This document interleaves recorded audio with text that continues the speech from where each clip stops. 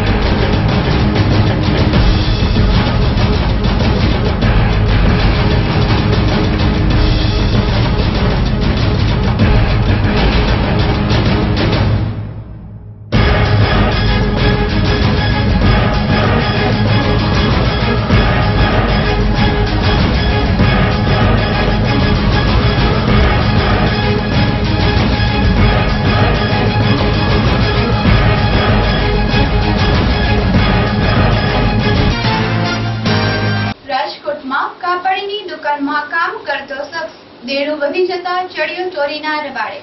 પ્રાપ્ત વિગત મુજબ રાજકોટ શહેરમાં રહેતો કપિલ ઇન્દુબાન ટંકારિયા, ઉંમર વર્ષ 30, રહે રૂડા, શેરી નંબર 1, છેલ્લા 10-12 વર્ષ થયા ડોક્ટર યાજ્ઞિક રોડ પરના બ્લુ ક્લબની બાજુની કાપડની દુકાનમાં કામ કરતો.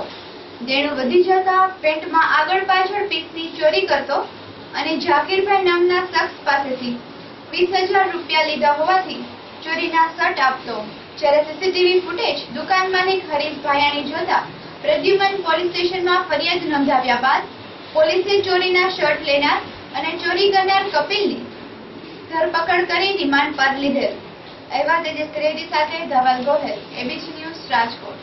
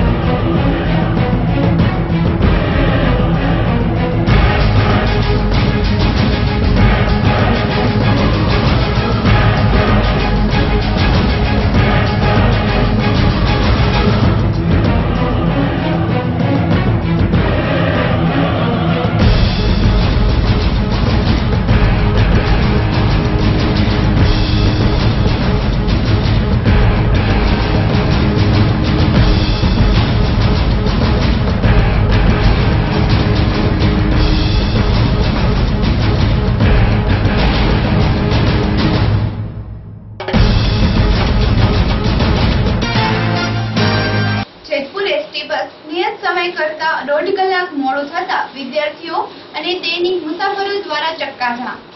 જેતપુર શહેરમાં ગત સાંજે જેતપુર આંબરડી રૂટની એસટી બસ દરરોજ નિયત સમય કરતા 1.5 કલાક મોડી આવતા વિદ્યાર્થીઓ દ્વારા બસ સ્ટેન્ડમાં ચક્કાજામ કર્યું હતું. પ્રાપ્ત વિગત મુજબ જેતપુર આંબરડી રૂટની બસ સ્ટેશનમાં સાંજના 6:15 વાગે ઉપડવાનો સમય છે, જેથી સ્કૂલ કોલેજના વિદ્યાર્થીઓ ગામડામાંથી અપડાઉન કરતા લોકો સમયસર પોતાના ઘરે પહોંચી શકે, પરંતુ આ બસ છેલ્લા એકાદ મહિનાથી 6:15 ને બદલે 7:30 વાગ્યા પછી જેતપુર બસ સ્ટેશનમાં આવતી હોવાથી વિદ્યાર્થીઓ અને દૈનિક મુસાફરોને ભારે હાલાકી ભોગવવી પડતી હોવાથી ગઈકાલે સાંજે 8:30 વાગ્યા સુધી બસ ન આવતા વિદ્યાર્થીઓ અને દૈનિક મુસાફરો દ્વારા બસ સ્ટેન્ડમાં ચક્કાજામ કરતા થોડીવારમાં બસોના થપ્પા લાગી ગયા, જેથી બસ સ્ટેન્ડની સામે જ કાર્યાલય ધરાવતા રાજ્યમંત્રી જયેશ રાદડિયા દોડી આવ્યા અને ભાદર મેવાત અને આંબરડીના વિદ્યાર્થીઓને અને દૈનિક મુસાફરોની ફરિયાદ સાંભળી એસટી ડેપોને દરરોજ સમયસર બસ ઉપાડવાનો હુકમ કર્યો. અહેવાલ હરેશ પાલિયા સાથે હિતેશ રાઠોડ, એબીસી ન્યૂઝ, જેતપુર. બસની ટાઈમ થઈ 7:45 વાગે ઘરે પહોંચી બસ ટાઈમે કોઈ આવતી નથી.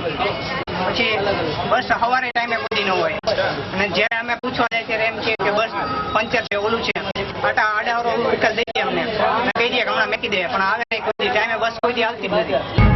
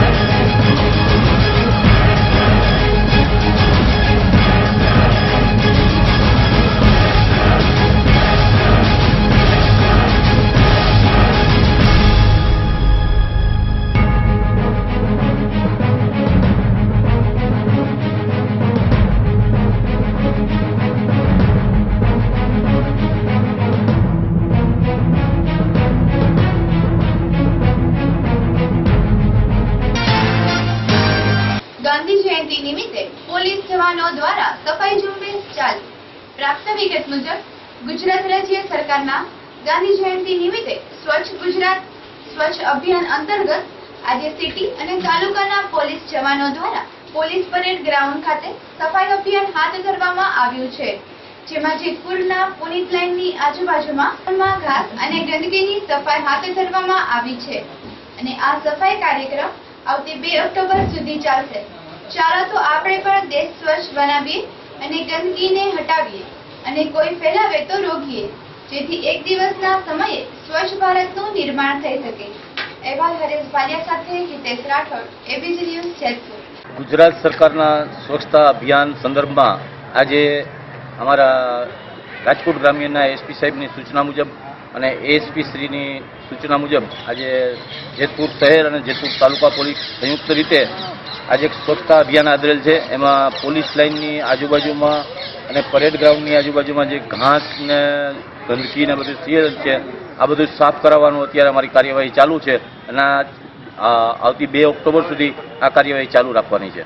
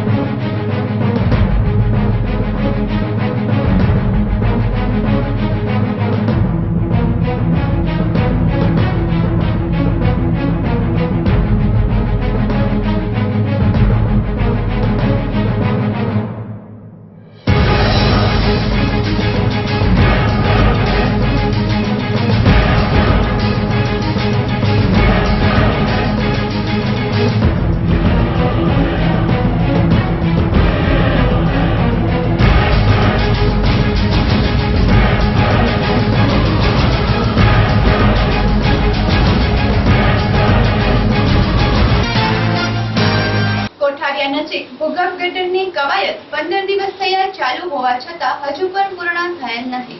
રણુજા હાઉસિંગ બોર્ડના ક્વાર્ટર પાસે 15 દિવસ થયા ભૂગર્ભ ગટર ખોદવાનું કામ ચાલુ છે। હજુ કેટલા દિવસ ચાલશે એ તો જોવાનું જ રહ્યું। પ્રાપ્ત વિગત મુજબ કોઠારિયા ગામ પાસે આવેલા રણુજા હાઉસિંગ બોર્ડના ક્વાર્ટરમાં સતત 15 દિવસ થયા કોર્પોરેશન દ્વારા ઢીલી નીતિથી ભૂગર્ભ ગટરનું કામકાજ ચાલુ છે, છતાં હજુ પણ પૂર્ણ થયું નથી, જેથી વિસ્તારવાસીઓને ભારે હાલાકી ભોગવવી પડે છે। વાહન ચાલકોને પણ વાહન બરોબર પાર્ક કરવા પડે છે અને ખાડાઓ હોવાથી નાના બાળકો ખાડામાં પડી જવાનો પણ ભય રહે છે, જેથી વહેલી તકે આ કામગીરી પૂર્ણ કરવામાં આવે તેવી આશા। એવા તેજસ ત્રિવેદી સાથે પિયુષ બખતરિયા, એબીસી ન્યૂઝ, રાજકોટ।